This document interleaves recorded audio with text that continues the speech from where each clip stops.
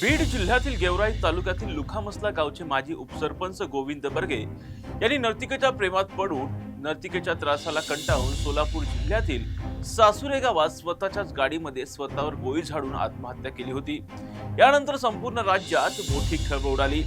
या प्रकरणात जिच्यावरती आरोप ठेवण्यात आलेले होते, ज्या नर्तिकेवर आरोप ठेवण्यात आलेले होते ती नर्तिका पूजा गायकवाड आणि ज्या कला केंद्रात गोविंद बर्गे जायचे त्या कला केंद्राबाबत मोठी धक्कादायक माहितीच पुढे आलेली आहे। ही संपूर्ण माहिती काय हेच आपण या व्हिडिओच्या माध्यमातून समजून घेणार आहोत। नमस्कार, मी राजरत्न जोंधळे आणि तुम्ही पाहताय टॉप न्यूज मराठी।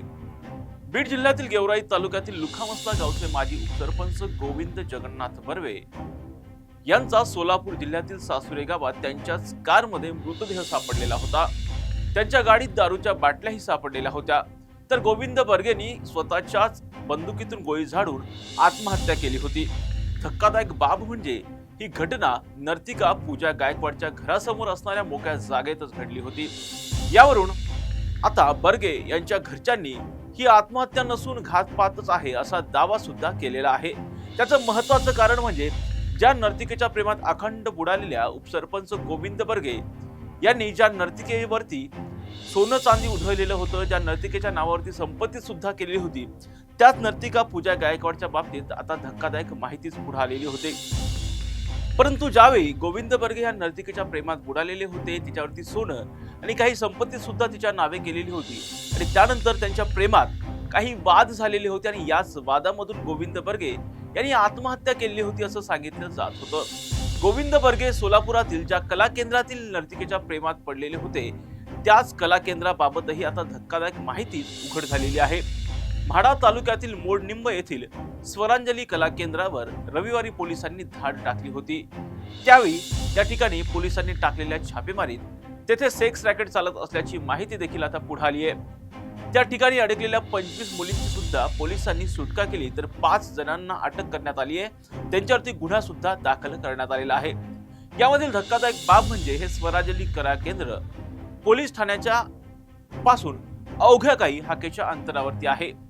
पण कला केंद्राच्या नावाखाली येथे सुरू असलेल्या सेक्स रॅकेटचा पोलिसांनी पर्दाफाश केलाय आणि उशिरा का होईना पोलिसांनी ही कारवाई केली आहे। या प्रकरणातील सर्वात मोठा धक्का म्हणजे बीड जिल्ह्यातील गेवराई तालुक्यातील लुखामसला गावचे जे माजी उपसरपंच होते गोविंद बर्गे यांच्या आत्महत्या प्रकरणातील जी मुख्य नर्तिका होती म्हणजेच पूजा गायकवाडचा सुद्धा या प्रकरणामध्ये पीडित म्हणून समावेश असल्याची माहिती सुद्धा आता पुढे आलेली आहे।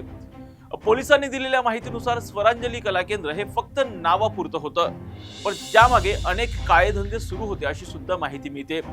प्रत्यक्षात येथे तरुणींना नृत्य असेल, गायन असेल यांच्या नावाखाली वेश्या व्यवसायाकडे ढकललं जात होतं, त्याचं रॅकेट सुद्धा या ठिकाणी चालवलं जात होतं अशी सुद्धा माहिती पुढे येते।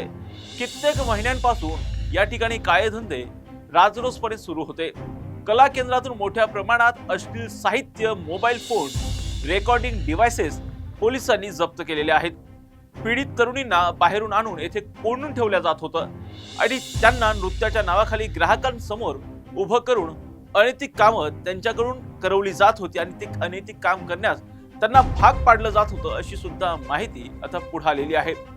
या प्रकरणाने म्हाडा असेल किंवा बार्शी परिसरात मोठी तीव्र अशी संतापाची लाट उसळली आहे। उपसरपंच गोविंद बर्गे यांच्या आत्महत्येच्या प्रकरणात आधीच खळबळ उडालेली होती। आता त्याच प्रकरणातील नर्तिका या सेक्स रॅकेटमध्ये अडकलेली आढळल्यानं राजकीय आणि सामाजिक वर्तुळात हा चर्चेचा विषय झालेला आहे। पोलिसांनी सांगितलंय की या प्रकरणात पोलीस तपासातून अनेक धक्कादायक खुलासे होण्याची शक्यता सुद्धा आता पोलिसांकडून वर्तवली जाते। परंतु महत्वाची बाब म्हणजे हे जे कला केंद्र आहे ते पोलीस स्टेशन पासून अवघ्या काही हाकेच्या अंतरावरती असल्यानं पोलिसांच्या भूमिकेवरती सुद्धा आता प्रश्नचिन्ह उपस्थित केलं जात आहे।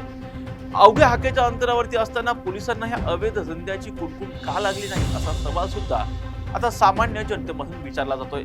या प्रकरणात पोलीस तपासात कोणती धक्कादायक माहिती पुढे येते आणि गोविंद बर्गे यांच्या हत्या प्रकरणाचं याशी काही कनेक्शन आहे का या अँगलने सुद्धा आता पोलीस तपास करतायत। याबाबत कोणती धक्कादायक माहिती पुढे येते पाहणं सुद्धा महत्त्वाचं असणार आहे।